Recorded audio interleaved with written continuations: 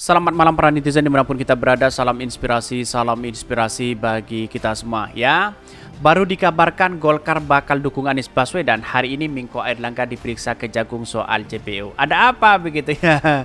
Padahal ada 3 utusan yang datang ke siaga, apel siaga perubahan begitu kan ya. Kenapa rezim-rezim ini kok ada ketakutan luar biasa begitu kan? Ketika ada partai yang kemudian ingin gabung kepada Anies Baswedan begitu ya, tiba-tiba dicari-cari kesalahan. Bisa saja begitu kan. Ya, yang namanya korupsi itu saya setuju sekali begitu kalau memang itu diberantas begitu ya, siapapun orangnya. Karena korupsi itu adalah musuh kita bersama. Ketidakadilan itu adalah musuh bersama dan kemiskinan itu adalah musuh kita bersama. Artinya apa? Artinya selama ini benar bahwa duga-dugaan selama ini. Kenapa ada orang-orang yang gabung kepada Anies Baswedan, takut kepada dukungan kepada Anies Baswedan? Saya kira melihat begini strateginya. Kalau memang ada orang yang kemudian begitu ya ingin gabung kepada Anies Baswedan, punya masalah besar misalnya, jangan sampai ya diucapkan terlebih dahulu. Kita simpan di situ begitu ya. Dan tetapi nanti ketika pilihan, pilihlah Anies Baswedan. Kan kira-kira seperti itu logika kita begitu. Jadi saya kira bahwa ada politik yang kemudian sudah dimainkan begitu. Tapi mari kita baca terlebih dahulu komentar-komentar netizen seperti ini. Ini ya komentar-komentar netizen ya, baru dikabarkan Golkar dukung Anies Baswedan. Hari ini Menko Airlangga diperiksa Kejagung soal JPU. Ada apa begitu ya? Jika benar terlibat, ya harus dibuktikan dulu melalui pengadilan. Jika terbukti bersalah dan harus dihukum, maka jabatan ketua partai Golkar bisa digantikan oleh wakilnya. Jadi urusan hukum tetap jalan dan urusan mendukung Anies Baswedan juga tetap jalan. Betul begitu ya.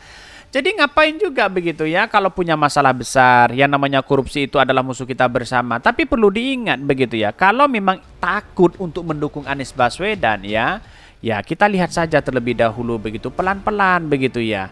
Ya, dan tinggal nanti kalau memang takut begitu kan, dalam ada organisasi begitu ya, takut kepada temannya ketika mendukung Anies Baswedan, ya buktikan aja nanti di pemilihan presiden begitu ya. Cobloslah Anies Baswedan secara sembunyi-sembunyi, kan begitu logikanya begitu. Teman berpaling ya, kasusnya dibongkar. Yang terbongkar kasusnya uang dilempar ya. Kalau busuk mulai terendus, maka bangkainya akan kelihatan. Setiap ketum partai pendukung pemerintah saat ini punya masalah ya. Maka siapapun yang coba-coba memberikan sinyal ya akan mendapat kepada Anies Baswedan, maka dipastikan kasusnya akan segera diusut. Bisa saja seperti itu begitu.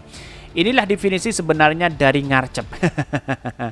Kalau mau aman jangan coba-coba melawan. Ini banyak sekali. Ya, kita lihat saja begitu kan. Apakah ini dikendalikan para oligarki begitu? Bayangkan kan begitu logika kita begitu. Dan bahkan ada sebaiknya elit Golkar jadi berpertimbangan betul untuk segera beralih kepada dukungan ke KPP. Sebab dari sejarahnya ya Nasdem ya lahir Golkar dan sangat masuk akal. Kemarin beberapa kader Golkar hadir dalam apel siaga perubahan DGBK. Tentu senior dari Golkar pun akan didukung. Betul begitu ya. Jadi artinya apa? Artinya selama ini kalau kita melihat realitas dan perkembangan politik hari ini begitu, seharusnya kan Golkar mendukung Anies Baswedan di satu sisi begitu ya. Kenapa? Karena ya di satu sisi teman lama begitu ya dibandingkan dengan Pak Prabowo di situ. Kan begitu logika kita begitu. Jadi sangat disayangkan kalau hal-hal seperti ini terjadi misalnya karena memang Pak Airlangga kan sekarang kan menjadi saksi di situ begitu ya. Bisa saja ya masuk dalam berbagai daftar yang kemudian menyalahgunakan kekuasaan. Bisa saja begitu. Tetapi mari kita baca terlebih dahulu beritanya seperti ini. Ini beritanya ya, baru dikabarkan Golkar bakal dukung Anies Baswedan. Hari ini Menko Airlangga diperiksa Kejagung soal JPU. Benarkah seperti itu? Mari kita baca ya. Kejaksaan Agung yang menjadwalkan pemeriksaan Menteri Koordinator Menko Bidang Perekonomian Airlangga Hartarto dalam kasus dugaan korupsi izin ekspor minyak sawit mentah ya, termasuk minyak goreng pada periode 2001-2022. Wow, kelihatan sekali begitu ya. Silakan saja, bantah saja begitu Pak Airlangga hari ini ya, belum menentukan arahnya kemana begitu ya. Bahkan ya, Ketut mengatakan berdasarkan rencana pihaknya yang akan memeriksa Ketua Umum Partai Golkar itu ya pada jam 9. Bahkan ya dikatakan seperti ini, selain itu sudah ada 5 orang pelaku yang prosesnya sudah ya ingkrah ya atau terkuat dalam hukum tetap. Kita buktikan saja bahwa proses dalam demokrasi kita begitu ya. Siapapun orangnya ya, kalau sudah masuk dalam daftar korupsi ya silahkan ditindak orangnya begitu ya. Bahkan Golkar dikabarkan bakal dukung Anies Baswedan. Wow, luar biasa begitu ya dukungannya begitu. Bahkan ya beberapa waktu lalu ya Center ya diberitakan ya Partai Golkar ya bakal mendukung Anies Baswedan di Pilpres 2024. Bahkan kemarin acara apel siaga perubahan GBK ada 3 elit Partai Golkar yang hadir. 3 elit Partai ya Golkar hadir dalam apel siaga perubahan Partai Nasdem ya pada hari Ahad. Aplaus bergemuruh saat calon Presiden Anies Rashid Baswedan menyapa 3 elit Partai Golkar tersebut. Tepuk tangan serentak sebagai tanda bahagia dan aspirasi yang ditujukan oleh ribuan kader Partai Nasdem dan relawan Anies Baswedan ya. Bahkan 3 elit Partai Golkar yang hadir di apel siaga perubahan yakni Ketua DPP Partai Golkar ya Kristiana Aryani ya. Kita banyak sekali pro dan kontra begitu. Mulai ya peluru opung atau dikeluarin. Itu dari CNN Indonesia begitu kan ya. Airlangga Hartarto dipanggil katanya begitu ya. Tetapi yang menariknya di satu sisi begitu kan. Ada Willy Aditya yang mengatakan sebut bahwa Kans besar Golkar join koalisi perubahan untuk persatuan. Wah, ini kan sangat menarik begitu kan. Artinya apa? Artinya selama ini bahwa proses dalam dukung-mendukung begitu kan ya, bisa saja kemungkinan Partai Golkar akan berlabuh kepada Anies Baswedan begitu ya. Bahkan Ketua DPP Partai Nasdem Willy Aditya mengungkapkan ada kemungkinan mengajak Partai Golkar untuk bergabung dengan Koalisi Perubahan atau KPP. Ya, sangat menarik begitu. Siapa wakilnya kan tidak menentu begitu kan. Kalau wakilnya sudah, kalau Pak Erlangga masuk ke Koalisi Perubahan ya, terus kemudian Demokrat juga masuk, sudah menjadi satu di situ begitu ya, kemungkinan besar ya mengambil dari tokoh lain untuk mendeklarasikan di situ karena kekuatan sudah menjadi kuat begitu pada hari ini begitu ya. Kalau upaya sih pasti ada lah, masa enggak ada, cuma lihat Golkar bagaimana kita harus menghormati ya, tapi komunikasi jalan terus ya. Lebih lanjut anggota DPR RI yang mengaku hubungan antara Partai Nasdem dan Partai Golkar sudah seperti kakak adik. Golkar dan Nasdem itu adik ya, itu kakak adik. Jadi komunikasi cair kapanpun mau ketemu, apalagi Golkar sekarang belum mengikatkan diri ya, tunggulah angin segar seperti apa. Wow, ada angin besar begitu ya. Bahkan meski begitu, ya, Willy mengatakan bahwa komunikasi dengan Golkar setiap hari dilakukan, hanya saja topik pembahasannya hal-hal bersifat informal. Bahkan sebelumnya Wakil Ketua Umum Wamentum Nasdem Ahmad Ali mengungkapkan alasan perwakilan Partai Golkar yang mendatang ya giat apel siaga perubahan Gelora Bung Karno Senayan Jakarta pada hari Minggu ya. Kita lihat saja sebagian ya utusan dari Partai Golkar datang di situ menunjukkan ini ada tanda-tanda kode untuk ya Partai Golkar gabung kepada Koalisi Perubahan. Saya kira seperti itu begitu.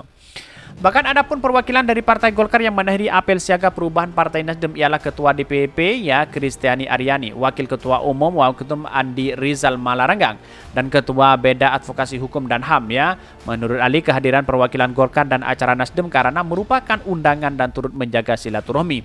Ya, kehadiran teman-teman Golkar dan tentunya dalam rangka menjaga silaturahmi. Kalau kemudian itu disampaikan dilihat dari konteks partainya, saya katakan bahwa Partai Golkar itu adalah sahabat dari ketua dari Partai ke Nasdem, kata Ali ya. Ini kan masalah jabatan, masalah politik itu kan dalam dunia partai kan tidak melihat siapa kawan, siapa lawan begitu ya. Tetapi dilihat atas rasa kepentingan itu pribadi begitu. Ali menjelaskan peristiwa tersebut juga menjadi awal perubahan ya, bahwa perbedaan tidak menguburkan silaturahmi. Sebab dia mengatakan komunikasi tetap berjalan meski dapat perbedaan dalam menentukan koalisi. Bahkan perbedaan itu kemudian tidak membuat kita tidak bisa berkomunikasi karena perbedaan itu sesuatu yang harus dikomunikasikan, jelasnya. Selain itu, Ali menuturkan kehadiran Golkar bukan dalam rangka masuk koalisi perubahan untuk persatuan KPP. Dan bahkan di sisi lain mengatakan bahwa, namun dia mengatakan kehadiran Golkar terutama soal kekompakan anak bangsa. Sesungguhnya kehadiran teman-teman Partai Golkar tidak bisa melihat bahwa konteks politik karena ingin bergabung dalam koalisi Partai Nasdem. Tidak mau bergabung koalisi perubahan, tidak. Tapi ini lebih menjaga kekompakan semua anak bangsa. Dalam menghadapi pemilu kita butuh bersama-sama, imbuhnya. Artinya apa? Artinya adalah bahwa ya Partai Golkar kode keras dalam bahasa kasar kita, ya mau tidak mau Partai Golkar akan mendukung Anies Baswedan. Kenapa? Karena seperti inilah yang kita butuhkan, kekompakan kita untuk membangun bangsa bersama-sama di situ, begitu kan.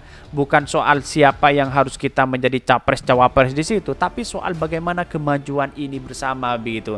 Berbeda dengan Pak Ganjar, harus ditentukan cawapresnya ini, cawapresnya ini, begitu kan. Capresnya ini. Berbeda dengan Pak Prabowo KKIR, begitu ya. Capresnya harus ini, cawapresnya harus ini, begitu. Koalisi perubahan tidak, begitu ya. Ini yang berbeda, begitu. Yang seharusnya mesti didukung bersama, begitu ya. Mungkin itu yang kami sampaikan ya. Tonton terus channel Hodari Podcast Rakyat ini, karena ada berita-berita menarik dan viral setiap harinya. Salam para netizen, salam inspirasi bagi kita semua. Jangan lupa di subscribe channel YouTube Hodari Podcast Rakyat ini.